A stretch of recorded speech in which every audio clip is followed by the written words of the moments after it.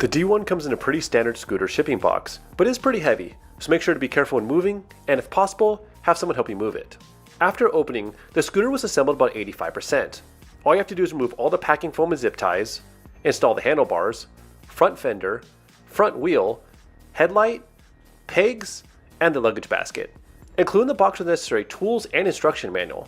The whole process only took me about 20 minutes or so, and it wasn't too difficult to put together. Just make sure to take your time, and you should have no problem putting it together yourself, regardless of your mechanical skill level. When I went through the scooter, all the bolts were tight, all the welds were nice, the brakes felt good, and it powered up no problem. So the D1 is powered by a 350 watt brushless rear hub motor with a top speed of 20 miles per hour, and a 36 volt, 5.4 amp hour lithium ion battery that's stored under the deck and has a claimed range up to 15 miles in a single charge. The D1 comes with mechanical disc brakes with 160mm rotors both in the front and the rear, with the left lever activating the front brake and the rear brake controlled by the right lever. The wheels are 16-inch metal wheels that come with pneumatic tires with a 3-inch width, and to help out with ride comfort, there's also a very comfortable and cushy seat. And for safety and increased visibility, there's a headlight and a tail light, which the rear tail light also serving as a brake light.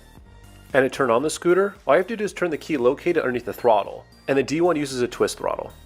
The D1 has an overall length of about 48.5 inches, a wheelbase about 36 inches, a handlebar height from the ground of 35.5 inches, a handlebar width of about 23.5 inches, the seat height from the ground is 27 inches, the seat measures 18 inches long, with it being 5 inches at its narrowest section and 6.75 inches on the widest section.